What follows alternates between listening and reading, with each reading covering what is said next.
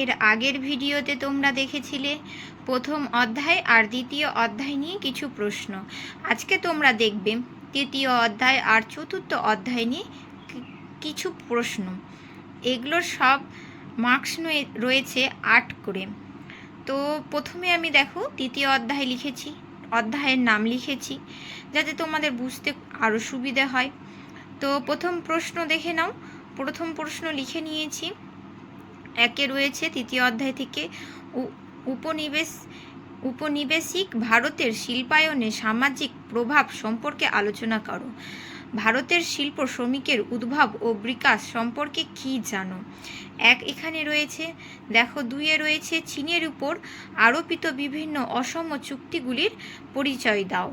অথবা বা দিয়ে আমি কয়েকটা প্রশ্ন এরই পাঠ লিখে নিয়েছি। দেখো যে কটাই পাঠ লিখি না কেন এর উত্তর একটাই হবে, এটা তোমরা জানো। বলে দিই আমি প্রশ্নটা। চীনের ওপর আরোপিত বিভিন্ন অসম চুক্তিগুলির সংক্ষিপ্ত আলোচনা করো।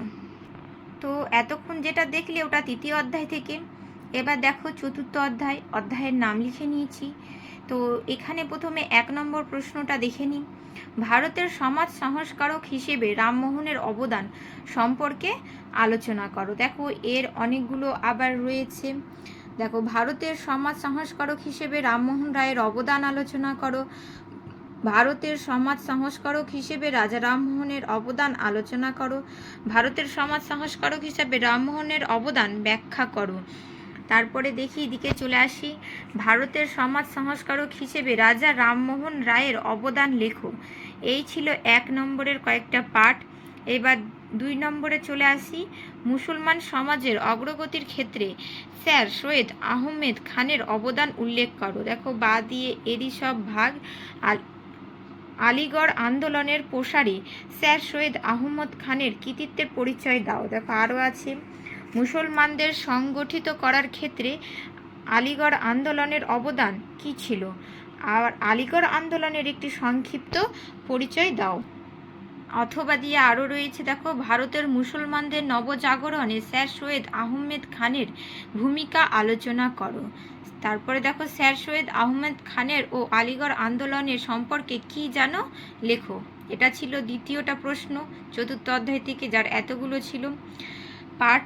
ঠিক আছে, পাঠ যে কটাই থাকুক না কেন উত্তর একটাই হবে।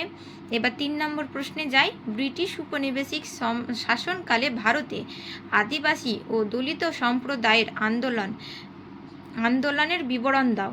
দেখো এটা ৩ নম্বর। এবার ৪ নম্বরে চলে যায়। পাশ্চাত্য শিক্ষার প্রভাবে চীনে কিভাবে বুদ্ধিজীবী শ্রেণীর উদ্ভব হয়?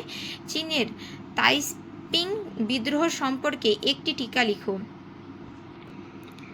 তো এই যে ৪ নম্বর যে প্রশ্নটা দেখছো এটা কিন্তু খুব ইম্পর্টেন্ট একটা প্রশ্ন, উচ্চ মাধ্যমিকে আসার মতো। এই ৪ নম্বর প্রশ্নেরই আবার অথবা দিয়ে আরেকটা আছে। পাশ্চাত্য শিক্ষার প্রভাবে চীনে বুদ্ধিজীবী শ্রেণীর উদ্ভব কিভাবে হয়?